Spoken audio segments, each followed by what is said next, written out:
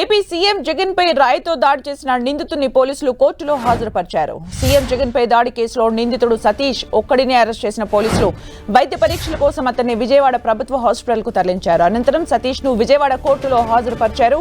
మరోవైపు ప్రధాన నిందితుడు అదుపులోకి తీసుకున్న ఇతరుల స్టేట్మెంట్ ను పోలీసులు రికార్డు చేశారని సమాచారం. రాయితో దాడి చేసిన అనంతరం నిందితులు తమ ఇళ్లలోకి వెళ్లిపోయినట్లు పోలీసులు గుర్తించారు.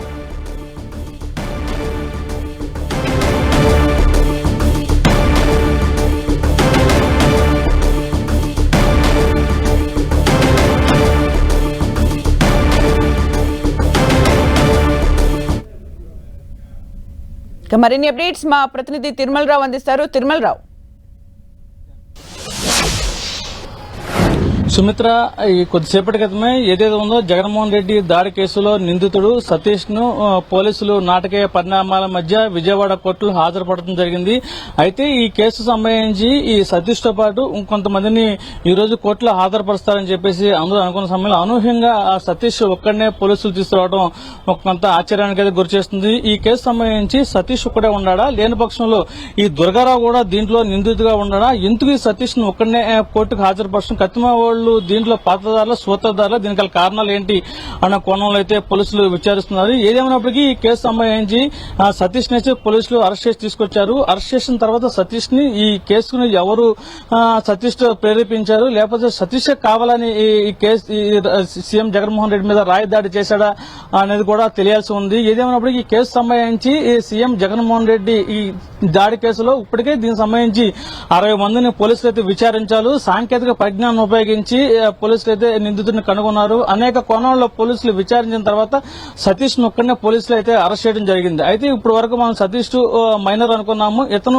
ఏదైతే దాడి చేశాడు జగన్మోహన్ రెడ్డి మీద 6 రోజుల క్రితం దాడి చేశారు, అదే రోజు సతీష్ కూడా పుట్టినరోజు 18 సంవత్సరాలు నిండింది. సో ఇతను మైనర్ గా పోలీసులు అయితే డిక్లేర్ చేసుకున్నారు. దీనికి సంబంధించి సతీష్ ను కోర్టులో అయితే హాజరుపడడం జరిగింది. సతీష్ తరపున ఎవరైతే ఉన్నారో గతంలో కోడిగట్టు కేసులో నిందితుడు శ్రీనివాస్ వాదించినటువంటి అబ్దుల్ సలీం ఇతను కూడా నిందితుడికి కూడా వాదించడం కొంత ఆశ్చర్యానికి గురి చేస్తుందని చెప్పాలి. సుమిత్ర, అంటే తిరుమలరావు, సతీష్ ఎవరు? సతీష్ తో పాటు చాలా మందిని విచారించినట్టుగా తెలుస్తుంది. కాకపోతే పోలీసుల అదుపులో కేవలం సతీష్ మాత్రమే ఉన్నారు. అసలు సతీష్ బ్యాక్గ్రౌండ్ ఏంటి, అలాగే ఎవిడెన్సెస్ కి సంబంధించి ఎవరైనా కానీ వీడియో క్లిప్స్ ఉంటే సెండ్ చేయొచ్చు అని పోలీసులు చెప్తున్న సందర్భంలో అంటే ఎలాంటి ఎవిడెన్సెస్ సేకరించినట్టుగా తెలుస్తోంది?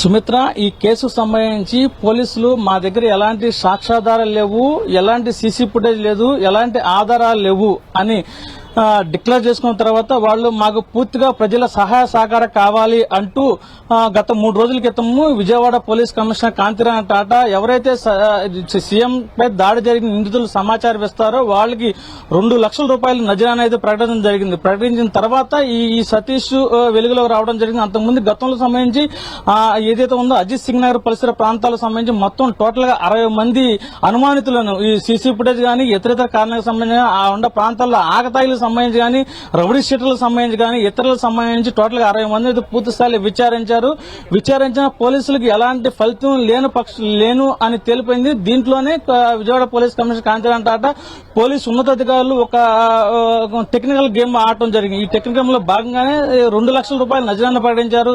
నజరానా ప్రకటించిన తర్వాత స్థానికులు ఇచ్చిన సమాచారం, ఒక మహిళ ఈ సంబంధించి సమాచారం ఇచ్చినట్టుగా తెలుస్తుంది. ఆ మహిళ ఇచ్చిన సమాచారం ప్రకారం పూర్తి స్థాయిలో విచారించి అతని బ్యాక్గ్రౌండ్ అంతా పోలీసులు అయితే విచారించారు. అయితే ఈ కుటుంబానికి సంబంధించి వాళ్ళంతా రెక్కాడితే కానీ డొక్కాడిన కుటుంబము, ఏ రోజుకి ఆ రోజు పని చేసుకుని జీవనాధారం గడిపిన కుటుంబం ఆ కుటుంబం. కానీ ఆ కుటుంబస్తులు ప్రధానం కూడా చెప్తున్నారు, ఈ కేసుకు మాకు ఎలాంటి సంబంధం లేదు, కావాలని పోలీస్ డిపార్ట్మెంట్ వాళ్ళు మమ్మల్ని ఇన్వాల్వ్ చేశారు. అతను ఆకతాయ కానీ ఇలాంటి దాడులు చేయడం, పోలీసుల మీద ఇలాంటి సీఎం మీద దాడి చేసే అంత వ్యక్తి కాదు ఇతను అని చెప్పేసి కుటుంబ సభ్యులు ఆవేదన వ్యక్తం చేస్తున్నారు. ఇప్పుడు కోర్టు వద్దకు ఎవరైతే ఉన్నారో సతీష్ కుటుంబ సభ్యులు అతని బంధువులు కానీ పెద్ద ఎత్తున చేరుకోవడం జరిగింది. తనకు న్యాయం జరిగే విధంగా చేయాలని చెప్పేసి అయితే చెప్పడం జరిగింది. ఈ కేసు సంబంధించి మరో విధంగా ప్రధానంగా ఎవరైతే ఉన్నారో ఈ వడ్డెర అసోసియేషన్ ప్రెసిడెంట్ అయినటువంటి దుర్గారావును కూడా పోలీసులు అయితే అదుపులో తీసుకున్నారు. పోలీసులు ఈ దుర్గారావు అదేవిధంగా సతీష్ ను కూడా ఈ రోజు కోర్టులో హాజరుపరుస్తారని చెప్పేసి అనుకున్న సమయంలో అనూహ్యంగా సతీష్ ఒక్కడనే పోలీసు తీసుకురావడం గల ఆంతర్యం ఏంటి, దీనికి కారణాలు ఏంటి అనేది కూడా ప్రతి ఒక్కళ్ళు అయితే చర్చించుకుంటున్నారు. కొద్దిసేపటి క్రితం కోర్టులో అయితే సతీష్ అయితే జడ్జి ముందు హాజరుపరిచారు. అదేవిధంగా ఎవరైతే ఉన్నారో కోడికత్తి సీను సంబంధించిన న్యాయవాది అబ్దుల్ సలీం సతీష్ తరపున వాదనలు అయితే వినిపిస్తున్నారు. ఈ కేసుకు తనకు ఎలాంటి సంబంధం లేదు, కావాలనే పోలీసులు అతను ఇరికించారని చెప్పేసి సలీం వాదన వినిపించేందుకు కూడా సిద్ధమవుతున్నట్టు తెలుస్తుంది. సుమిత్ర, తిరుమలరావు, అంటే ప్రాథమిక సమాచారం ప్రకారం ప్రాథమిక విచారణలో అసలు సతీష్ ఎందుకు దాడి చేశాడో అనే దానిపైన ఏమైనా ఇన్ఫర్మేషన్ ఉందా? ఎస్ సుమిత్ర, ఈ కేసు సంబంధించి కొంతమంది ఆ ఏరియాలో సంబంధించి గాంజా సేవించే వాళ్ళలో ఆగతాయల్ని పోలీసులు ఫస్ట్ అదుపులో తీసుకుని స్పెషల్ టీములను ఏర్పాటు చేయడం జరిగింది. ఆ ఏరియాలో గతంలో పనిచేసినటువంటి రవికాంత్ అని ఏసీపీ, అదేవిధంగా ఇక్కడ పనిచేసి గుంటూరు ట్రాన్స్ఫర్ మీద వెళ్ళినటువంటి టాస్క్ ఫోర్స్ ఏడీసీపీ రమణమూర్తిని, అదేవిధంగా ఇక్కడ గతంలో పనిచేసిన డీసీపీ ఇప్పుడు సిట్ అధికారి ఎవరైతే కంచి శ్రీనివాస్ సంబంధించిన టీం అయితే ఏర్పాటు చేశారు. ఆగతాయల్ని, గాంజా సేవించే వాళ్ళని, ఇతరితరకు సంబంధించిన వ్యక్తులను అదుపులో తీసుకుని విచారిస్తున్న సమయంలో వాళ్ళకు కూడా ఎలాంటి ఆధారాలు దొరకనప్పటికీ వీళ్ళు ఏం చేయాలనే పరిస్థితుల్లో ఒక అనూహ్యంగా టెక్నికల్ ఎవిడెన్స్ కింద వీళ్ళకి పోలీసులు పబ్లిక్ నుంచి సమాచారం రావాలని చెప్పేసి ఆ దృష్టితో పోలీసులు దీనికి సంబంధించి 2 లక్షల రూపాయలు ఎవరైతే సీఎం జగన్మోహన్ రెడ్డి మీద దాడి చేసిన వ్యక్తిని మాకు సమాచారం ఇస్తారో వాళ్ళ ఎవిడెన్స్ కానీ అదేవిధంగా ఫోటోలు కానీ వాళ్ళ సమాచారం మాకు ఇస్తారో వాళ్ళ సమాచారాన్ని గోప్యంగా ఉంచుతూ వాళ్ళకి 2 లక్షల నజరాన్ని ఇస్తామని చెప్పేసి ప్రకటించారు. ఈ ప్రకటించిన తర్వాతే ఈ పలానా వ్యక్తి ఈ ఏరియాలో దాడి చేశాడు. ఆ వ్యక్తి ఆ రోజు సంబంధించి గంగానం గుడి ఒక చోట ఉంటే వేరే చోట అతను పుట్టినరోజు కూడా చేసుకున్నాడు. ఇతనే ఈ దాడి చేశాడు అని కొంతమంది సమాచారం ఇచ్చినట్టు కూడా పోలీసులు మనకు తెలుస్తుంది. ఆ సమాచారం ఆధారంగానే సతీష్ ని అయితే పోలీసులు అదుపులో తీసుకున్నారు. ఆ రోజు సంబంధించి ఇతను ఏం చేశాడు, ఇతని యాక్టివిటీస్ ఏంటి పూర్తిగా విచారించారు. దాని సమాచారం స్వీకరించిన తర్వాతే ఈ సతీష్ అని ఒక నిర్ధారణకు అయితే రావడం జరిగింది. కానీ ఈ సతీష్ అంత వ్యక్తి కాదు, ఇతను మైనర్ అని తేలింది. ఆ మైనర్ కాదు, ఇతను మేజర్ అని చెప్పేసి మరొక పోలీసులకు అయితే సమాచారం తీసుకున్నారు. ఈ నేపథ్యంలోనే సతీష్ దాడి చేశారంటూ పోలీసులకు నిర్ధారణకు రావడం జరిగింది. నిర్ధారణకు వచ్చిన తర్వాత ఈ సతీష్ ని డిక్లేర్ చేస్తూ ఈ రోజు కోర్టులో సతీష్ ఒక్కడిని హాజరుపరిచారు. సతీష్ తో పాటు ఎవరైతే ఉన్నా అతను ప్రెసిడెంట్ అయినటువంటి దుర్గారావును కూడా హాజరుపరుస్తారని చెప్పేసి అందరూ అనుకున్నారు. కానీ ఈ రోజు సతీష్ ఒక్కడినే మెడికల్ టెస్ట్ చేపించి కొద్దిసేపటి క్రితం కోర్టులో హాజరుపరచడం జరిగింది. ఏదేమైనప్పటికీ ఈ కేసులో సతీష్ నిందితుడా లేకపోతే ఇతను కావాలని పోలీసులు ఈ కేసు ఎరికించారనేది కూడా తెలియాల్సి ఉంది. సుమిత్ర, తిరుమలరావు, సతీష్ వ్యక్తిగతంగా ఎలాంటి వ్యక్తి దానిపైన ఏమైనా క్లారిటీ ఉందా? అలాగే కోర్టులో హాజరుపరిచిన తర్వాత కేసుకి సంబంధించి విచారణ ఇంకా నెక్స్ట్ ఎలా కొనసాగబోతోంది?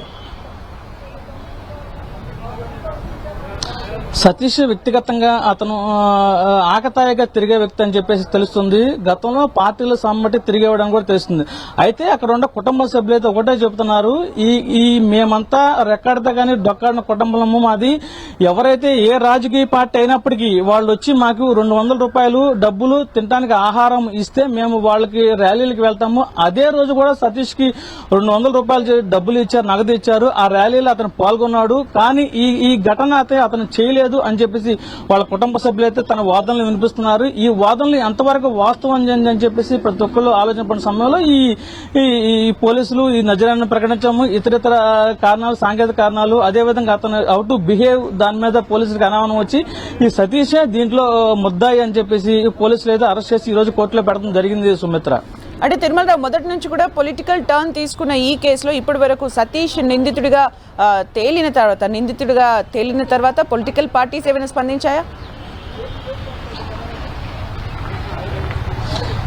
ప్రధానంగా ఈ కేసుకు సంబంధించినటువంటి ఈ సతీష్ నిందితుడు సతీష్ ని అరెస్ట్ చేశారని తేలిన తర్వాత ఎవరైతే ఉన్నారో ఆ ఏరియా ప్రెసిడెంట్ స్థానిక మాజీ ఎమ్మెల్యే బొండ ఉమామేశ్వర్ దగ్గరికి అంతా తిరుగుతూ ఉంటాడు దుర్గారావు. ఆ దుర్గారావు ఆ కుటుంబ సభ్యుల్ని వాళ్ళందరినీ తీసుకుని మాకు న్యాయం చేయాలని చెప్పేసి ఎవరైతే ఉన్నారో దుర్గారావు తీసుకెళ్లడం జరిగింది. అయితే ఈ దుర్గారావు తీసుకెళ్లిన నేపథ్యంలో ఈ బొండ ఉమామేశ్వరరావుకి ఈ కేసుకు సంబంధం ఉంది అని కొంతమంది ఆరోపణలు చేసినప్పటికీ పోలీసులు మాత్రం దీంట్లో నిజాన్ని వెలుగులోకి తీయడమే జరిగింది. ఏ పార్టీకి సంబంధం ఉందా లేదనేది ఒక క్లారిటీకి అయితే లేదు. మీడియా సమావేశం విజయవాడ పోలీస్ కమిషనర్ కాంతిరాణ టాటా ఈ కేసు సంబంధించి మీడియా సమావేశం ఏర్పాటు చేసి కొన్ని డౌట్లు క్లారిఫై చేస్తేనే ఈ కేసు సంబంధించి అసలు విషయాలు బయటకు వస్తాయి.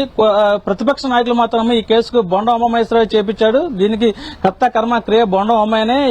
ఏదైతే ఉందో ఆ ఏరియాలో అద్భుతంగా ఈ జగన్ బస్ యాత్ర సాగుతుంది. ప్రజలు అశేషంగా వచ్చి చూస్తున్నారు. కావాలని బస్ యాత్రను డిస్టర్బ్ చేయడానికి బొండ ఉమామేశ్వరరావు చేపించాడు అని చెప్పేసి ఇటు అధికార పార్టీ నాయకులు అయితే ఆరోపిస్తున్నారు. ఈ కేసుకు సంబంధించి ఈ బొండమ్మ పాత్ర ఏమీ లేదు.